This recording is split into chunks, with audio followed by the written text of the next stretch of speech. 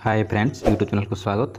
City of BEd परीक्षा 2020 section 2 paper 1 education and general knowledge 50 most important question नहीं ग्यारंटीड आसो 100% guarantee आसो। ये भितर क्वेश्चन पार्ट 1 रे देखा। चलो टाइम नष्ट न करी 50 क्वेश्चन फटाफट देखीदे। निम्न मध्यरु भारतर केउं केंद्रशासित अंचलर प्रतिनिधि राज्यसभा अछंती? ऑप्शन ए दिल्ली और पांडिचेरी।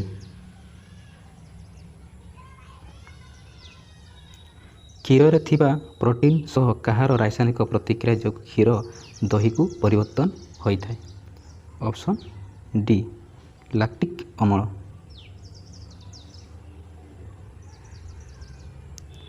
निम्न मध्यरु केउं वर्ष न्यू एजुकेशनल पॉलिसी को विचार एवं अनुमोदन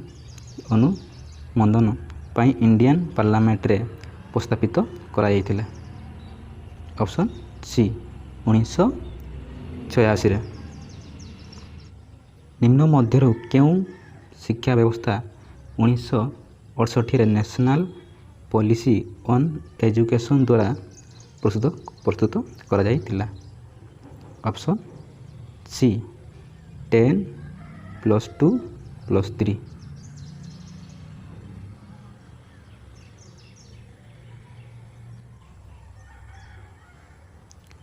यूनिवर्सिटी ग्रांट्स कमिशन एक नुआ यूनिवर्सिटी को केते वर्ष पाई अनुदान प्रदान करे?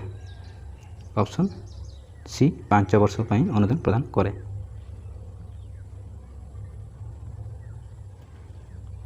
भारतीय संविधान अनुच्छेद 124 अनुसार राष्ट्रपति द्वारा नियुक्त सर्वोच्च न्यायालय प्रत्येक न्यायाधीश केते वर्ष हेबा पर्यंत तांको पदरे रही पारिबे? ऑप्शन बी 65 वर्ष।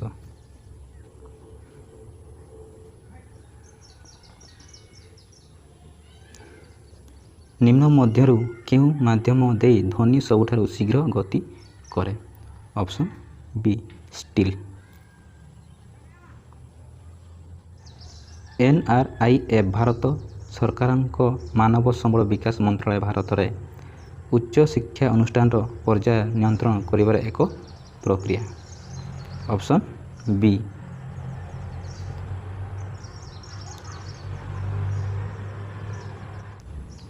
सिमोला कॉन्फ्रेंस 1901, इंडियन यूनिवर्सिटी कमिशन 1902 एवं इंडियन यूनिवर्सिटी एक्ट 1904 रे किए सुधार आनिथिले?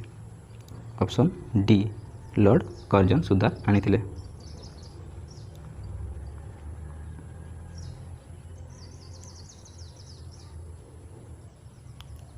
नेशनल पॉलिसी ऑन एजुकेशन 1986 द्वारा शिक्षा संबंध नेशनल पॉलिसी ऑन एजुकेशन 1968 मध्य थिबा निम्न लक्ष्य मानक मध्यरु केउटी हासिल करा जायछि बोली दाबी करा जायथिला? ऑप्शन बी 1 किलोमीटर मध्य विद्यालय निर्माण एवं साधारण शिक्षा व्यवस्था को ग्रहण करिबा?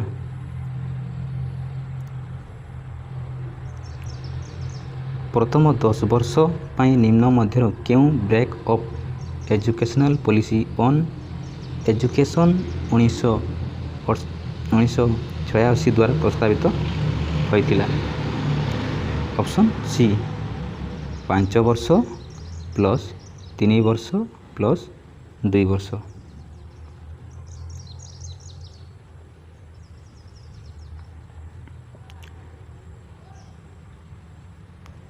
निम्न मध्यरु केउंटी यूनिवर्सिटी ग्रांट्स कमिशनर कार्य नुहे? ऑप्शन ए प्राथमिक और माध्यमिक परिषद पाई केंद्रीय और राज्य सरकार मध्य गुरुत्वपूर्ण संपर्क सेवा प्रदान करिबा एटा यूनिवर्सिटी ग्रांट कमिशनर नुहे।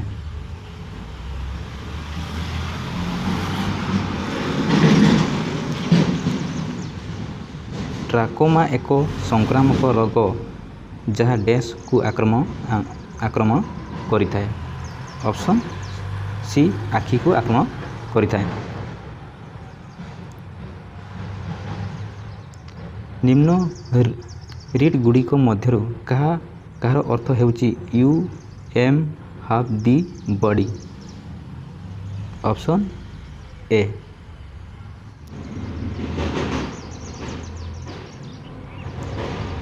ନିମ୍ନ କମିଶନମାନଙ୍କ ମଧ୍ୟରୁ କିଏ ପ୍ରସ୍ତାବ ଦେଇଥିଲେ ଯେ ବିଶ୍ୱବିଦ୍ୟାଳୟର ଲକ୍ଷ୍ୟ ହେବା ଉଚିତ ଯେ ଏପରି ନାଗରିକ ଗଢ଼ିବା ଯେଉଁମାନେ ବିଭିନ୍ନ କ୍ଷେତ୍ରରେ ଜାତୀୟ ଦାୟିତ୍ୱକୁ ସୁଚାରୁ ରୂପେ ତୁଲାଇ ପାରିବେ? Option D University Education Commission 1948-1949ରେ ଏଇଟା ହେଇଥିଲା।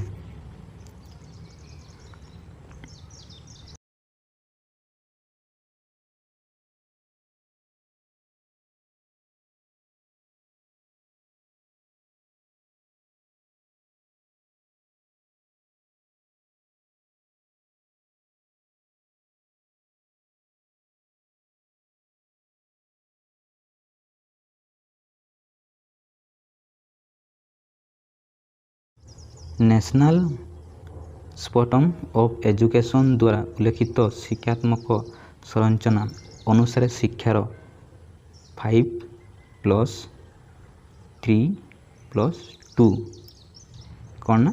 ଏ ପ୍ରାଥମିକ, ଉଚ୍ଚ ପ୍ରାଥମିକ, ଉଚ୍ଚ ବିଦ୍ୟାଳୟ।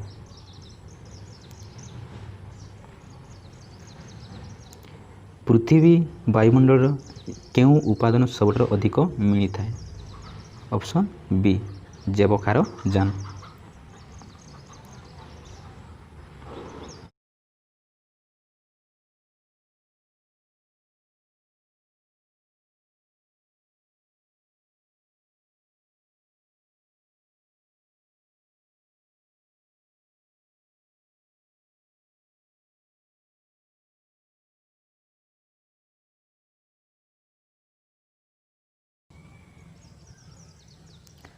ନିମ୍ନ ମଧ୍ୟରୁ କେଉଁଟି ଭାରତରେ ଶିକ୍ଷାଗତ ଯୋଜନା ଓ ପ୍ରଶାସନର ଉଚ୍ଚତମ ସଂସ୍ଥା ଅଟେ?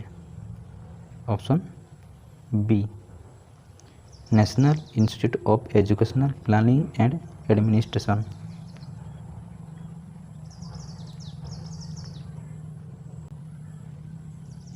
ନିମ୍ନ ମଧ୍ୟରୁ କେଉଁ କମିଶନ ବା ପଲିସିର ମୌଳିକ ଅନୁମୋଦନଗୁଡ଼ିକ ଥିଲା? ଜାତୀୟ ସ୍ତରୀୟ ଶିକ୍ଷା ଅଧ୍ୟୟନ ଉପରେ ଅଧିକ ଗୁରୁତ୍ୱ ଦେବା, କାର୍ଯ୍ୟ ଦକ୍ଷତାଠାରୁ ଡିଗ୍ରୀକୁ ଅଲଗା ରଖିବା, ଧନ୍ଦାମୂଳକ ଶିକ୍ଷା, ନୀତିଗତ ଶିକ୍ଷା ଉପରେ ଗୁରୁତ୍ୱ ଆଦି। Option C new educational policy 1986। ନିମ୍ନ ମଧ୍ୟରୁ କେଉଁଟି ବିଭାଗକୁ centre of advance study education CASE ରୂପରେ 1963 ମସିହାରେ ୟୁନିଭର୍ସିଟି ଗ୍ରାଣ୍ଟ କମିଶନ ଦ୍ୱାରା ଚୟନ କରାଯାଇଥିଲା? Option A.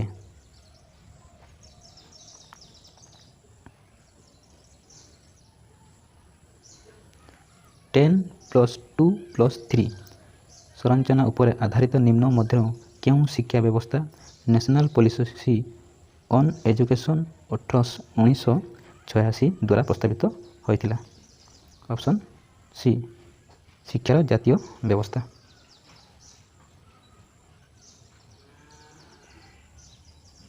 ଏଣ୍ଟୋମୋଲୋଜି ପ୍ରାଣୀ ବିଜ୍ଞାନର ଏକ ଶାଖା ଯାହା ଡ୍ୟାସ୍ର ବୈଜ୍ଞାନିକ ଅଧ୍ୟୟନ ସହିତ ଜଡ଼ିତ? ଅପସନ୍ ଡି କୀଟ। ଭାରତ ସରକାର ଓ ଏକ ବା ଅଧିକ ରାଜ୍ୟ ମଧ୍ୟ ବା ଭାରତ ସରକାର ଓ କୌଣସି ରାଜ୍ୟ ମଧ୍ୟରେ ଥିବା ବିବାଦର ଫଇସଲା କରିବା ପାଇଁ ଭାରତ ସର୍ବୋଚ୍ଚ ନ୍ୟାୟାଳୟରେ ଥିବା ଶକ୍ତି ନିମ୍ନ ମଧ୍ୟରୁ କେଉଁଟି ଜୁରିସଡିକ୍ସନ୍ ମଧ୍ୟରେ ଆସୁଛି? Option B original.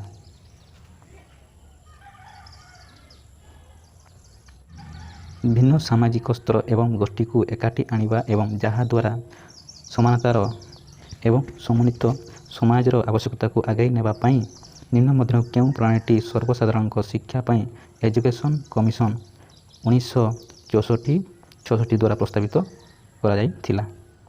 Option a common school.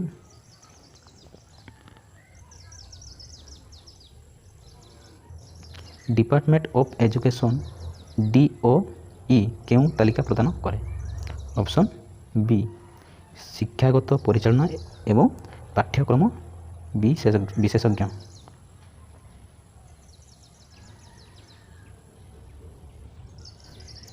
ଭାରତୀୟ ସମ୍ବିଧାନର ଅନୁଚ୍ଛେଦ 100 ଅନୁସାରେ ସଂସଦର ଯେକୌଣସି ଗୃହରେ ଏକ ଚିଟିଂ କରିବା ପାଇଁ ଆବଶ୍ୟକ ଥିବା ସଂଖ୍ୟା ହେଉଛି? ଅପସନ୍ ବି ସେହି ଗୃହର ମୋଟ ସଭ୍ୟ ସଂଖ୍ୟାର 1/10ର ଅର୍ଥ ଅଂଶ।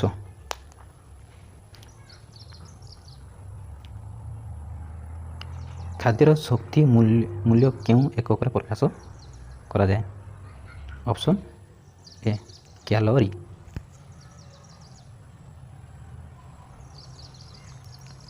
ନିମ୍ନ ମଧ୍ୟରୁ କେଉଁ ସଂସ୍ଥାଟି ୟୁନିଭର୍ସିଟି ଏଜୁକେସନ୍ କମିଶନ ସୁପାରିଶରେ ପ୍ରତିଷ୍ଠା କରାଯାଇଥିଲା?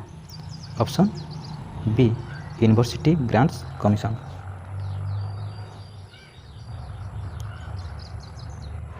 ଭାରତୀୟ ସମ୍ବିଧାନର ଅନୁଚ୍ଛେଦ 55 ଅନୁସାରେ ସିଙ୍ଗଲ ଟ୍ରାନ୍ସଫରେବଲ୍ ଭୋଟ ମାଧ୍ୟମରେ ଆନୁପାତିକ ପ୍ରତିନିଧି ବ୍ୟବସ୍ଥା ଅନୁସାରେ ନିମ୍ନ ମଧ୍ୟରୁ କାହାର ନିର୍ବାଚନ କରାଯାଏ?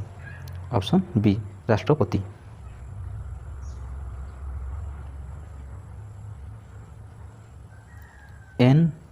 NIEPAର କାର୍ଯ୍ୟ ହେଉଛି କେଉଁ କ୍ଷେତ୍ର ଅଧ୍ୟୟନରେ ଶିକ୍ଷାଗତ ଅଧ୍ୟୟନ ଏବଂ ଅନୁସନ୍ଧାନକୁ ଏକାଠି କରିବା? ଅପସନ୍ ସି ଶିକ୍ଷାଗତ ଯୋଜନା ଏବଂ ପ୍ରଶାସନ।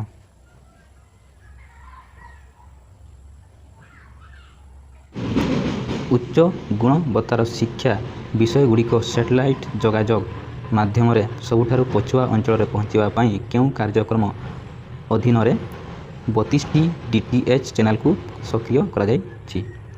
ଅପସନ୍ ବି ସ୍ୱୟଂ ପ୍ରଭାବ କାର୍ଯ୍ୟକ୍ରମ।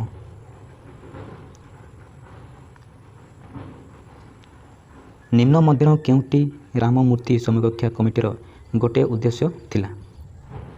Option A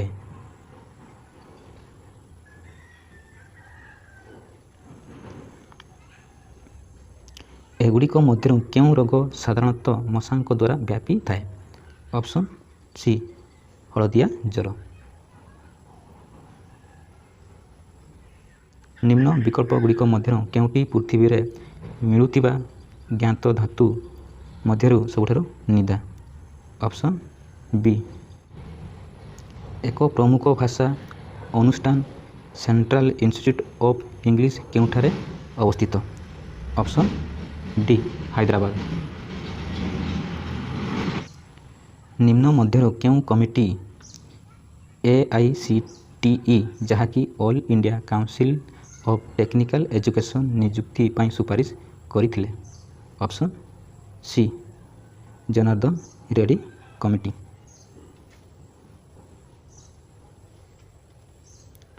national policy of education ଅନୁସାରେ +2 ପର୍ଯ୍ୟାୟ କେଉଁ ଶିକ୍ଷାର ଅଂଶ ଭାବେ ଗ୍ରହଣ କରାଯିବା ଆବଶ୍ୟକ? ଅପସନ୍ ବି ଉଚ୍ଚ ବିଦ୍ୟାଳୟ। ନିମ୍ନ ମଧ୍ୟରୁ କେଉଁ ରାଜ୍ୟର ବିଧାନ ପରିଷଦ ନାହିଁ? Option C Haryana. ଭାରତୀୟ ସମ୍ବିଧାନର କେଉଁ ଅଂଶରେ ପଞ୍ଚାୟତ ରାଜ ଅନୁଷ୍ଠାନଗୁଡ଼ିକ ସମ୍ପର୍କରେ ପ୍ରାବଧାନ ରହିଛି? Option D IX।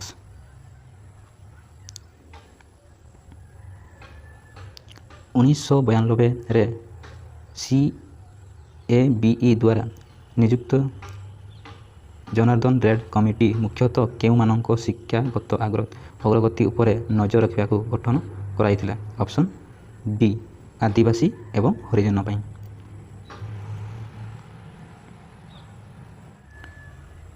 ଶିକ୍ଷକ ଶିକ୍ଷାର ବିଭିନ୍ନ ଦୃଷ୍ଟିକୋଣ ସମ୍ପର୍କରେ ସର୍ଭେ ଓ ଅନୁଧ୍ୟାନଗୁଡ଼ିକ ଆୟୋଜନ କରିବା ଓ ଫଳାଫଳଗୁଡ଼ିକ ପ୍ରକାଶ କରିବା ହେଉଛି ଡେସ୍ର କାର୍ଯ୍ୟ? Option D national council of teacher education.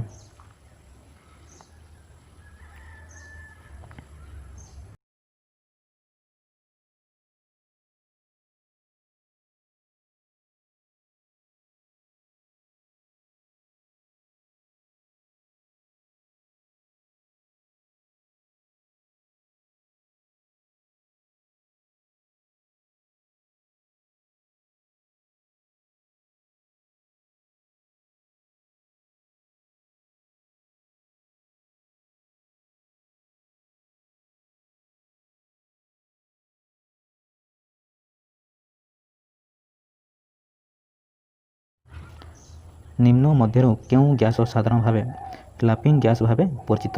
Option D.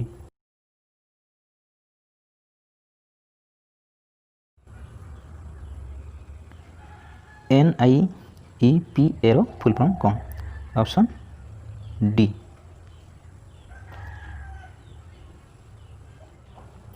ନିମ୍ନ ଯୋଜନା ମଧ୍ୟରୁ କେଉଁଟି ପ୍ରବୀଣ ଗାଉଁଲି ଛୁଆଙ୍କୁ ଗୁଣାତ୍ମକ ଶିକ୍ଷା ଯୋଗାଇ ଦେବା ପାଇଁ କରାଯାଇଥିଲା? Option A model school scheme. ଭାରତୀୟ ସମ୍ବିଧାନର କେଉଁ ଅନୁଚ୍ଛେଦରେ ଭାରତର କମ୍ପଟ୍ରୋଲର ଓ ଏଡିଟର ଜେନେରାଲଙ୍କ ଭୂମିକା, ତାଙ୍କ ନିଯୁକ୍ତ ଶପଥ ଓ ସେବାର ସର୍ତ୍ତାବଳୀଗୁଡ଼ିକ ଉଲ୍ଲେଖ ଅଛି? ଅପସନ୍ ଏ ଅନୁଚ୍ଛେଦ 148। ବର୍ତ୍ତମାନ ମୟୂରଭଞ୍ଜ ଜିଲ୍ଲାର ଗିରୀଶ ଚନ୍ଦ୍ର ମୁର୍ମୁ ଅଛନ୍ତି CAG